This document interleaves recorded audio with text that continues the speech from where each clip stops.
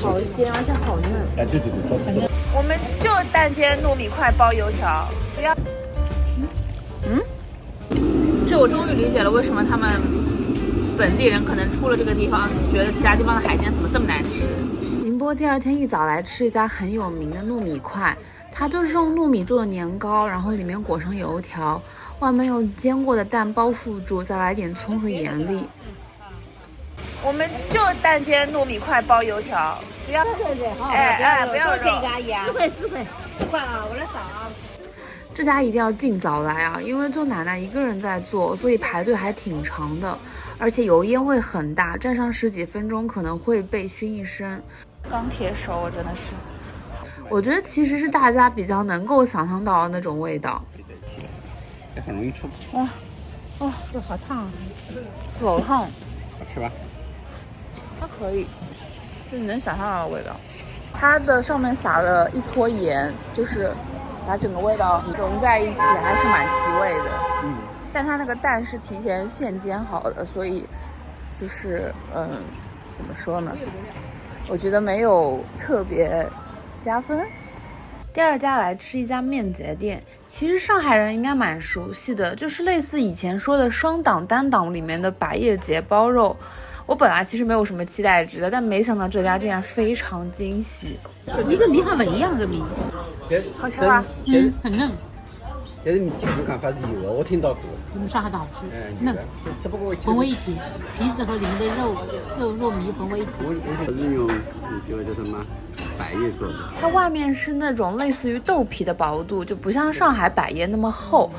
我也好鲜，而且好嫩。哎，对对对，很嫩很嫩。鲜完全把这个猪肉的鲜味调出来了，然后吃在嘴巴上油润油润的。对对对，好好吃。是咸了点，对吧？所以它吃起来的吃口非常软嫩，然后里面的肉馅也比平时吃那种绞肉会鲜嫩多汁很多，肉鲜味非常的强，和外层的皮十分般配。拌面，拌面，我感觉应该拌面更大。我觉得有点就空洞感。不过我觉得单点面节就可以了，面条和汤很一般。然后这家也要趁早来，因为人真的很多。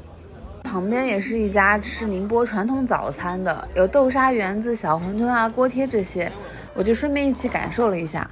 这家店挺有意思的，还是以前那种老饭票的自取形式。我在那边影响你吧。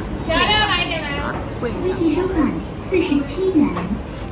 它里面放点葱油，就像葱油和猪油。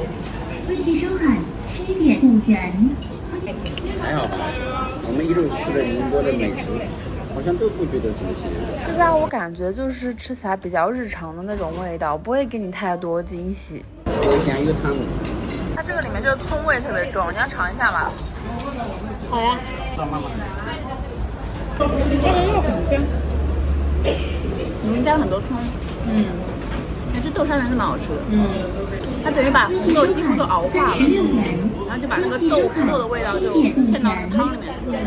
然后去了一家还在做宁波传统糕点的小店，主要是冲着他们家的徽之团来的，然后顺便也买了点别的糕团。妈妈帮我买的。这种用松花粉包裹的糕团，我其实是第一次吃，不知道算不算是浙江的特色。满口芝麻、糖、糯米、嫩耳汁。侬不要吃，侬不要吃，哎呦，真的是挑挑剔剔。哇，这么多馅！宁波的糯米皮子会比上海的糕团再柔软拉丝一些，就接近于大福和木耳吉皮子的质地。黄豆粉的味道，这个是。我尝一下芝麻的。内馅呢就是比较熟悉的味道，黑芝麻糖粉还有黄豆粉糖粉。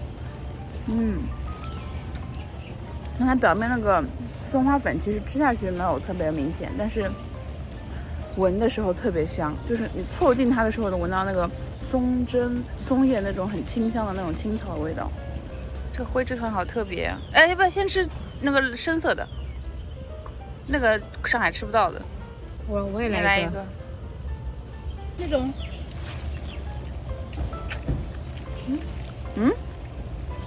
为什么形容不出那个呢？有点淡香，蛋清的那种香味，加一点碱水味。这跟什么很像？白煮蛋。不知道吃啥。这个就是你小时候吃那种米饭饼，米饭饼啊，哎，就是米饭饼就比什么嘎米的嘎的，还要结棍。你有酒正好，米饭饼，米饭饼呀，尝尝可以吃了吗吧。嗯，尝。的时候反过来看好看，上面有桂瓜。你说还有多少人会喜欢吃这个？应该现在很少有人爱他吃了。们还卖的还挺好。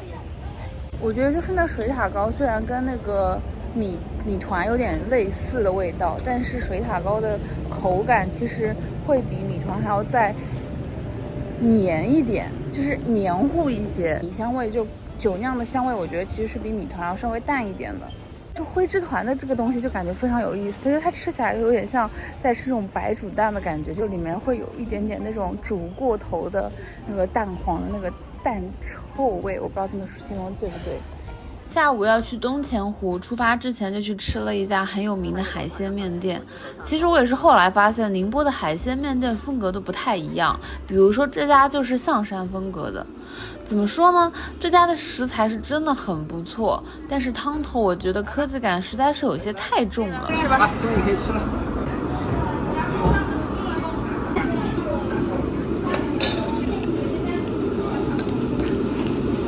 它调料的味道放的比较重。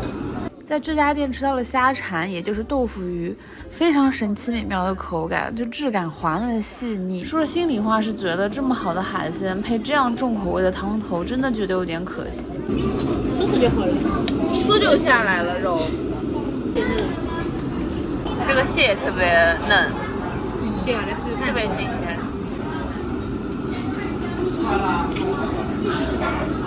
就我终于理解了为什么他们本地人可能出了这个地方，觉得其他地方的海鲜怎么这么难吃。吃过宁波的海鲜，会觉得其他地方的海鲜好难吃，口感和味道都差好多好多。我的话自己点。就我其实挺好奇，象山或者宁波的小伙伴吃过这家店的人会怎么评价他家的调味风格。由于新味道上面，在新鲜面前都是薄云。我真的太喜欢宁波了，就根本就夸不完。所以还有最后一天的 vlog， 我们就下期再见啦。